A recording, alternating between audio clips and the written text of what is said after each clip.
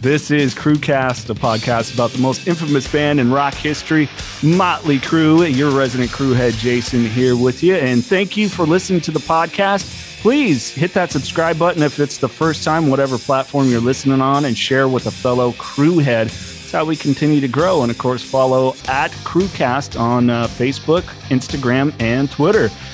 I'm talking with David Lucarelli, of course, the man who penned Crude, I guess we would call it an unauthorized play about Motley Crue. Yes, a completely unauthorized play about a band that rose up from the streets of Hollywood in the 80s to become a cultural phenomenon, and how for one brief shining moment, everything seemed possible.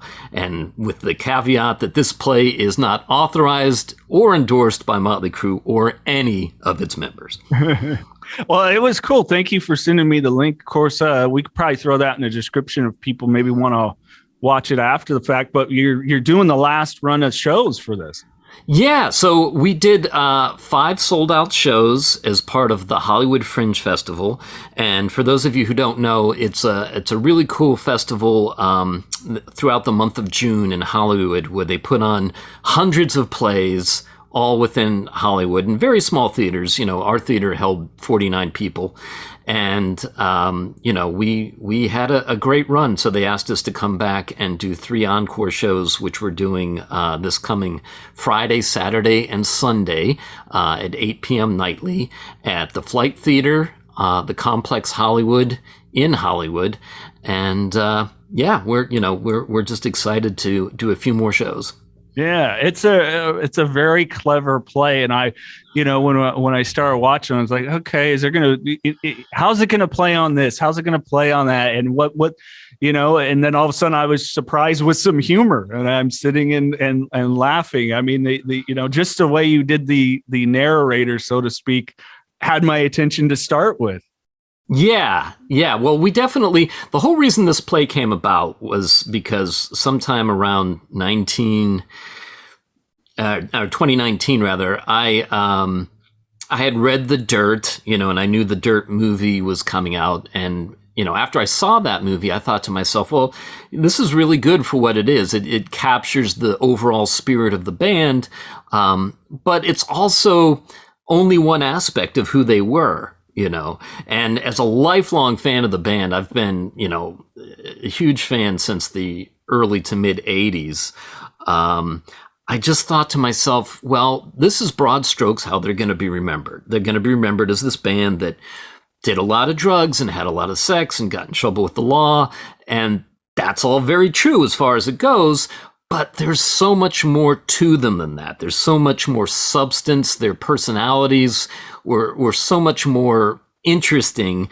And there's so much that's just going to be swept aside and forgotten by history. And I thought to myself, I want to make a play from the fans' perspective that talks about how much this band meant to me, why they meant so much to me, and, sort of explains why they're able to co-headline stadiums 40 years on in their career. Yeah, I think that's one of the things too as a Crue fan. On one hand, we're like, fuck the critics. Critics are never going to give them any just due. But then at the same time, it's like, hey, critics, what the hell's up? But it's like on one hand, it's a nice scar to wear as a Motley Crue fan. On the other hand, you're like, come on, give them their just due. I mean, you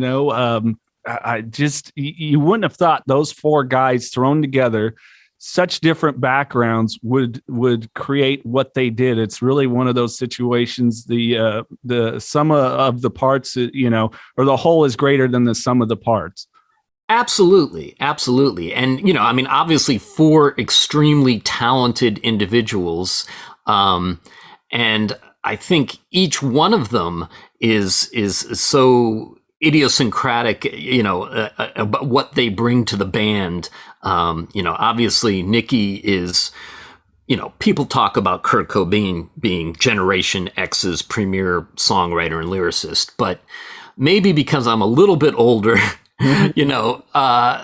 Kurt Cobain never really spoke to me in that way, in the way that Nikki Sixx did, right. And I look at the whole Seattle scene and I say, these were guys that muddied their waters that they might appear to be deep. And I think of the Woody Allen quote when they said, don't listen to what your teachers have to say. Look at how they live their lives and what happens to them. And a lot of these guys ended up doing themselves in.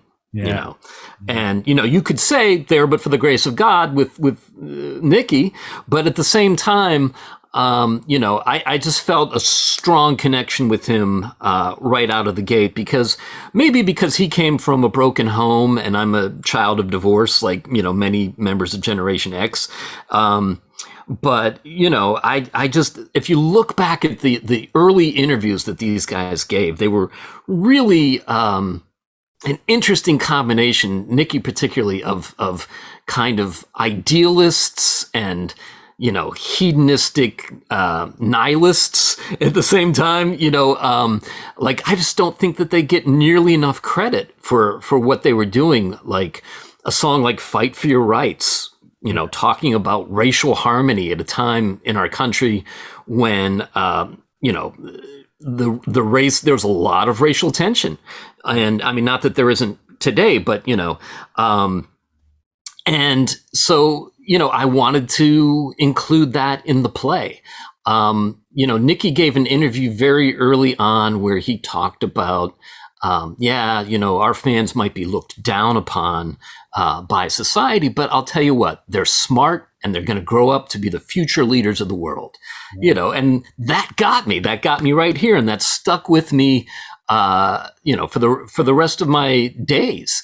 And, that kind of thing, if you look at other bands, they might have been good bands, but, Rat wasn't giving interviews talking about stuff like that. Yeah. And I think for me, I kind of stumbled onto him. I was about 6 years old, and, Shout Out the Devil was the first introduction. But as a kid that always felt like an outsider, is like, okay, I can at least belong to this, and my brother introduced me to him, and okay, it was a camaraderie with my older brother, the thing we could kind of do together with, the bunk beds, and hey man, can we put on Too Fast for Love? Sure. And he's asleep, snoring away, and I'm flipping it over for the fourth time, And yeah, no, that's awesome. Me too. I mean, Shout at the Devil was my introduction to them, and I very quickly got Too Fast for Love. And then I saw them for the first time opening up for Ozzy Osbourne on the Bark at the Moon tour. All right. And I was blown away. I mean, I had to seriously consider whether or not I could still call Kiss my favorite band, because these guys were so amazing live. And then they came back and they headlined a theater tour in Pittsburgh on the Shout at the Devil tour. And so I went to that, and that was amazing. And, that concert was literally so loud that, like, after the show, you had to call back when they had payphones, and everybody's ears were ringing so loud, nobody could hear if there was a dial tone to tell if the phone was working. Oh, that's awesome. I wish I could have seen him in that phase. I didn't even get to see him until after they reunited. Oh, okay. Time, so for me, it was like a long, time into my fandom. But, like you were saying, with Nikki, definitely that interesting, background that gave him an architect, as if it became, I think 21, his book did a good job of showing his obsession and where it really started. And he was one of those people that almost knew when he was young what he was going to do, which on one hand, I'm jealous. I'm like, okay, I've fallen into some awesome things, but he had that vision, but so did Mick, so did, sure.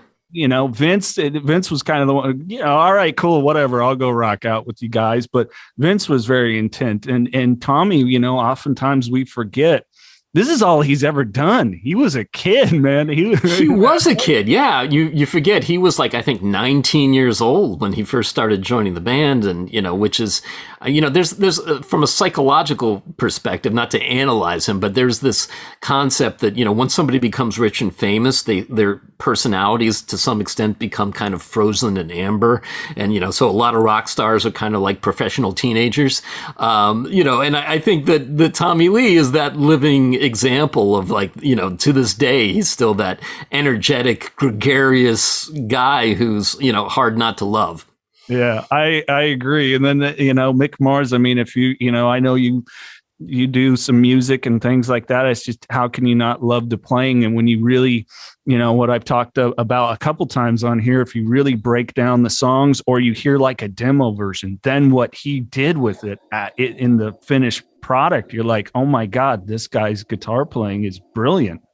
Yeah, he doesn't get nearly enough credit, and nobody plays that riff with those downward picking, live wire like that. I've seen a lot of Motley Crue tribute bands, and some of them are very good, but it's all that technique in the right hand. And the thing about Motley Crue is they're four stylists, right? Nobody sounds like Vince. Nobody plays like Mick. Nobody, has that driving engine and yet funk and flash of Tommy Lee. And then, nobody writes songs and lyrics and performs and has that overall vision like Nikki. So, they are collectively this brilliant example of the American dream. These guys that just worked so hard, and started out with nothing. From the perspective of being a teenager in the early 80s, it was inspiring because these guys were taking on the world, they like living by their own rules, and it seemed like they could dance underwater and not get wet, and when you're 13, 14 years old, that's really inspiring, but I think at the end of the day, one of the main points I wanted to make with this play, because I'm a little older, I'm a little wiser, and unfortunately over the years being a rock and roller myself, I've lost a lot of people to drugs, especially heroin. And, Motley Crue was a great band, is a great band, not because of the drugs, but despite them. Yeah. Yeah, no, and I couldn't agree more, and kind of in the same boat. Of course, as we were talking about before we started recording, I went through my addiction, and now it's become a lifelong, purpose to help people. And it's ironic for me, and I've said it in when I've been interviewed, is, some of the ironies of my life is my heroes, my dad and Nikki Sixx was in there, and you're talking about two addicts that ended up getting clean. So it's almost like a mirroring of, all right, what's this all about? Living some excess and then going, yeah, this isn't really the good way. This is totally robbing me of purpose and fulfillment and having a good life. And you get to see that transition with all the guys. I mean, Mick, it's a little more silent, but I mean, God, he was on death's door and, popping medication and not really knowing that he had this serious issue that if I get a hip replacement, I'm going to be okay, Yeah. No, I mean, Mick is definitely the fact that he was able to do and is still able to do everything that he does with this progressive disease that has no cure. And that much of the time he's still probably in a great deal of pain and discomfort. And yet he just carries on and soldiers on. I mean, you can't help but be inspired by that. Yeah. So what inspired you? When did you really start sitting down and putting the play together and share with some other people and go, hey guys, I'm thinking of doing this? Yeah, so I had written a play earlier in 2018 for the Fringe Fest called Dr. Zomba's Ghost Show of Terror, which was kind of a fun revival of a type of show they used to put on in the 50s. It was called a spook show or a ghost show. And it was before there were haunted houses and horror TV hosts. They would four-wall a theater. They would put on kind of spooky magic and a seance and some burlesque. And then at the end, they had a blackout sequence where the audience is in total darkness and they're surrounded by supernatural phenomena they can see, hear, and touch. So we went back, we studied some of the ghost show manuals from the 50s. We figured out how they did it, put our own little twist on it, and we did that show. And that was such a success. I thought, well, I want to do a different show. I started writing Crude in 2019. And then, of course, the pandemic hit. And there were a couple of years where, it just wasn't practical. The Fringe Fest wasn't really happening. Or if it was virtual. And there's nothing like putting on a show in front of a live audience. Yeah. So, I wanted to be able to do that. And so we started rehearsing, and originally the name of the show was called The Crue. And,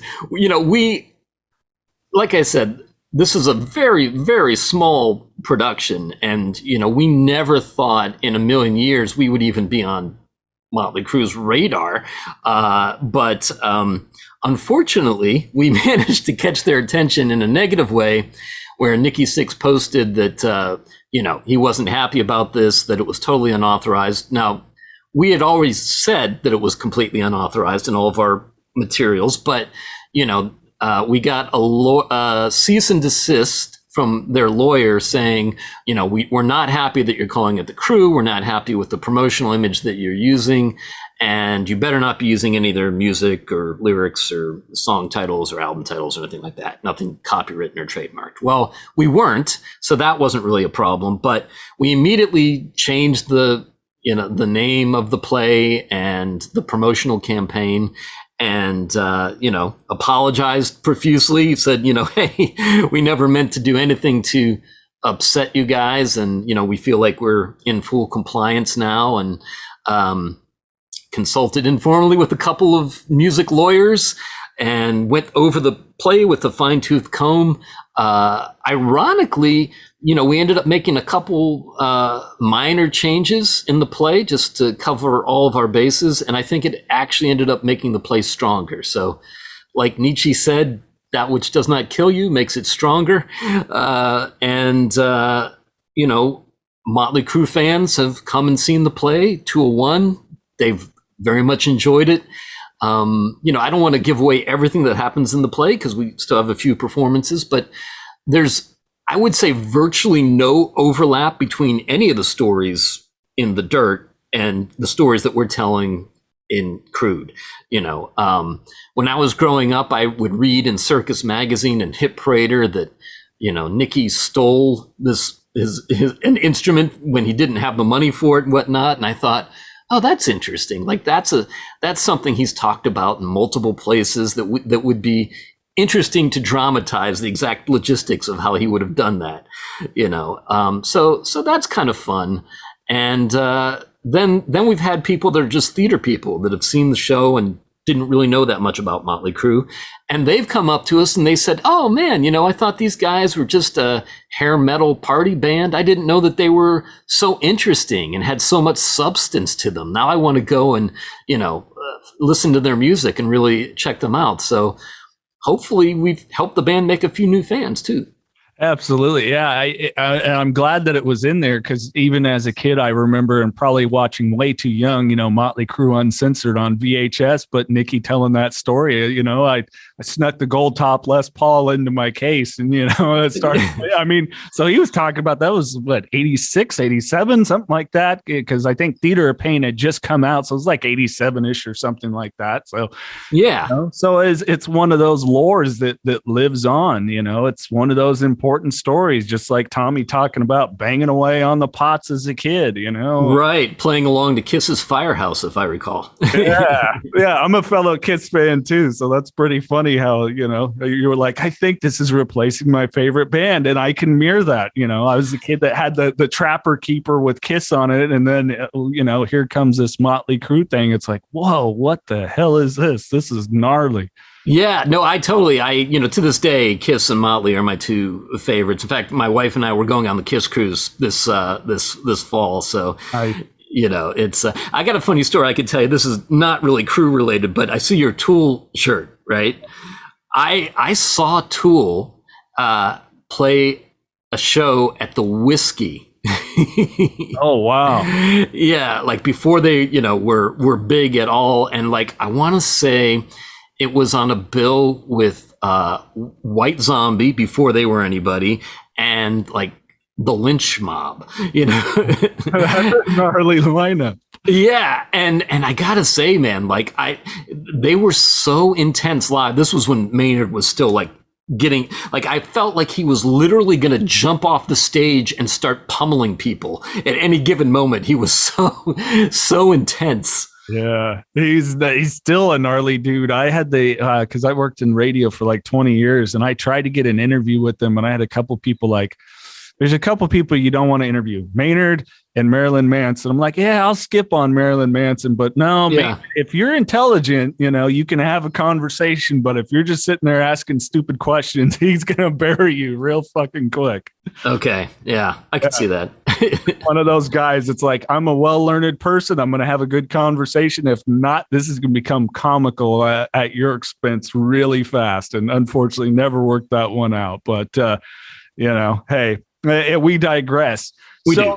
So the Crude, you got 3 showings left. Of course, LA area. If people want to find out more how to watch the play, get some of those tickets, go down and see it, because you guys, this is it, man. This is it. Yeah. After this Sunday night, there will be no more live performances of Crude. So, yeah, like I said, it is, if you go to hollywoodfringe.org and you search for keyword Crude, Crude, it'll come right up. And I'll just say right now, if you guys want to use discount code DAVEL, DAVEL, you can get tickets for $6 each. So you really can't beat that. And it is this Friday, August 19th, Saturday, August 20th, and Sunday, August 21st. 8 p.m. nightly at the Complex, the Flight Theater at the Complex in Hollywood.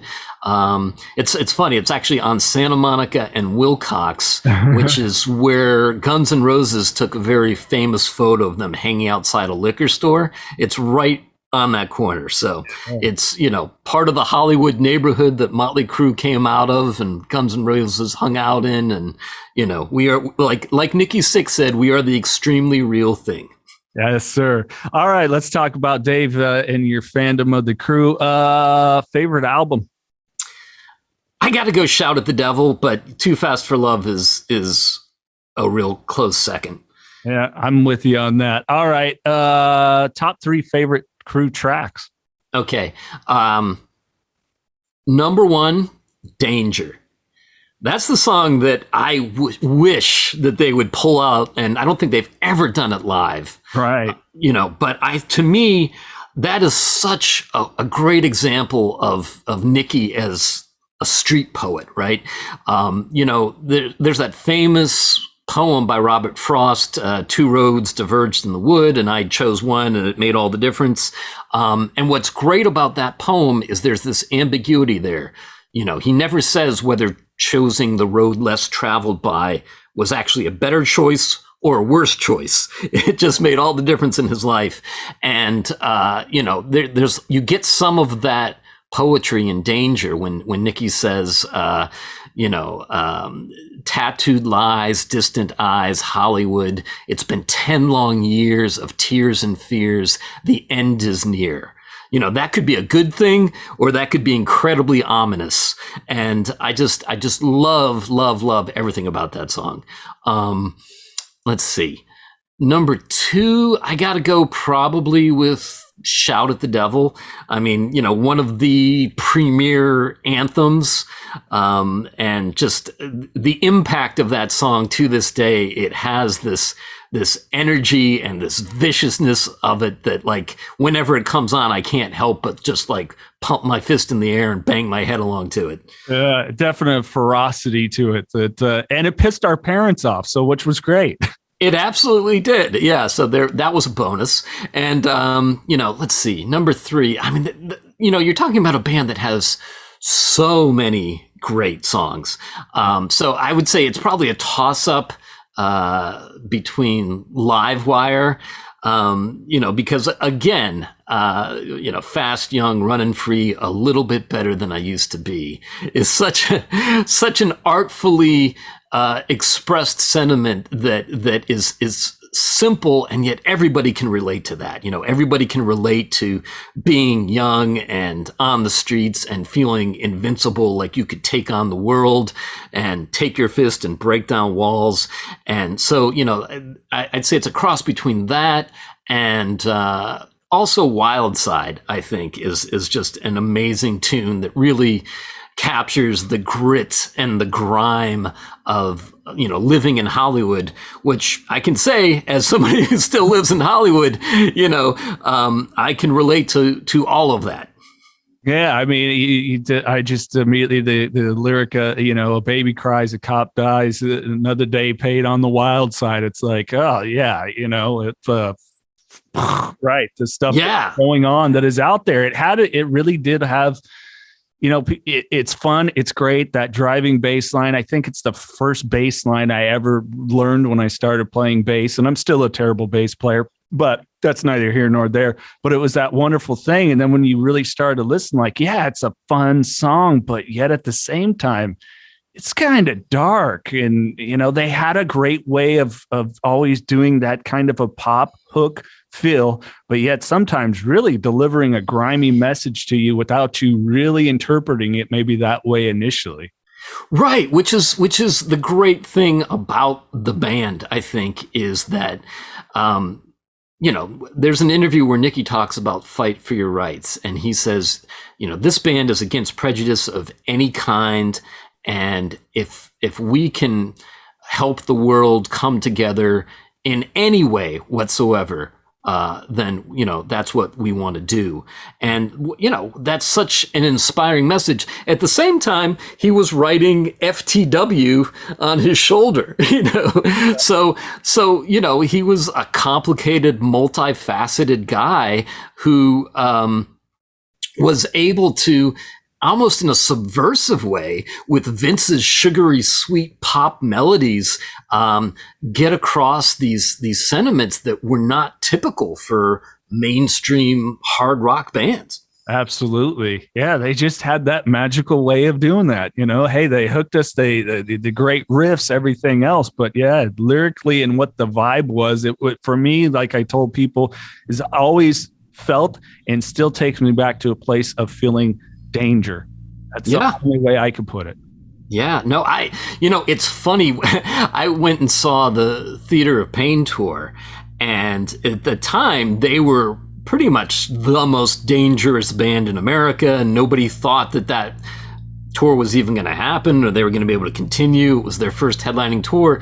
And like literally, I still remember we saw multiple fights, we saw people getting wheeled away on stretchers. There were people that were like sitting in front of us that were passed out in their own vomit, that never woke up for the show, and it was such a crazy, over the top atmosphere. But again, Theater of Pain, right? I mean, just conceptually, was inspired by La Commedia dell'arte, which is a 17th century kind of theatrical Italian opera in which, you had masked characters like the Scaramouche.